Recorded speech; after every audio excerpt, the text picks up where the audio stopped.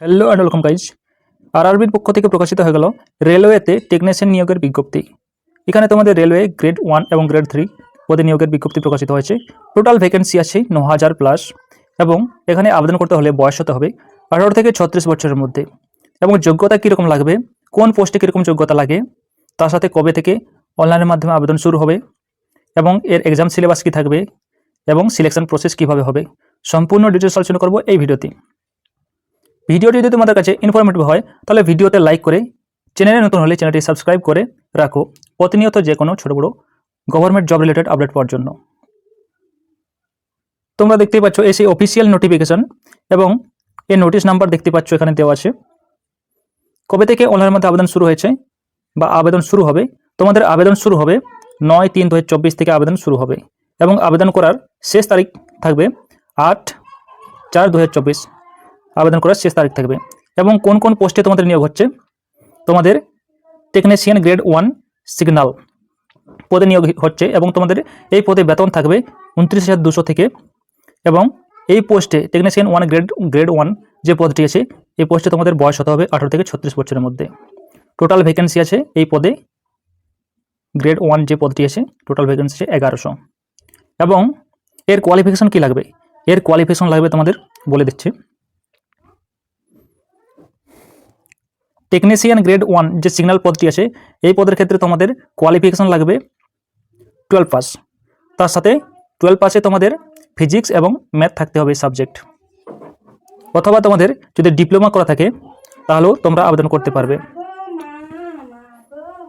Next যে পোস্টটি আছে তোমাদের টেকনিশিয়ান গ্রেড 3, এই পোস্টে তোমাদের বেতন দেওয়া হবে 19,900 থেকে বেতন দেওয়া হবে এবং এর এজ বয়স হতে হবে, আবেদন করতে হলে এখানে বয়স হতে হবে 18 থেকে 33 বছরের মধ্যে।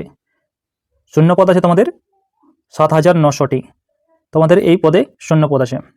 তো তোমাদের এখানে কোয়ালিফিকেশন কি লাগবে, তোমাদের এখানে কোয়ালিফিকেশন লাগবে 10 পাস লাগবে এই পদের ক্ষেত্রে।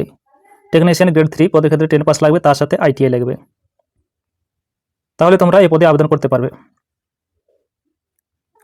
অ্যাপ্লিকেশন ফি, তো এক্সামিনেশন ফি কত লাগবে, তোমাদের 500 টাকা লাগবে।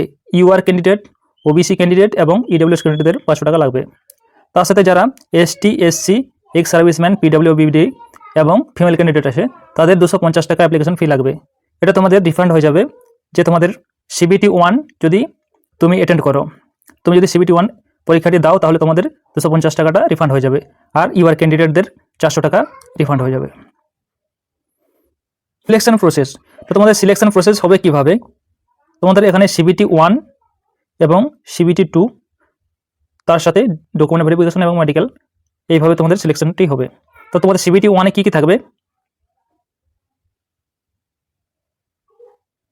তোমাদের CBT 1-এ থাকবে ম্যাথ, GI এবং সায়েন্স 20টি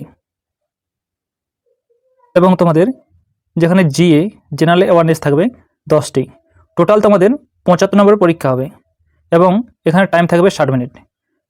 এখানে তোমাদের 1/3 নেগেটিভ মার্কিং থাকবে। এটি কোয়ালিফাই করলে তোমাদের নেক্সট যেটা আছে CBT এক্সাম, তো CBT এক্সামে তোমরা চান্স পাবে।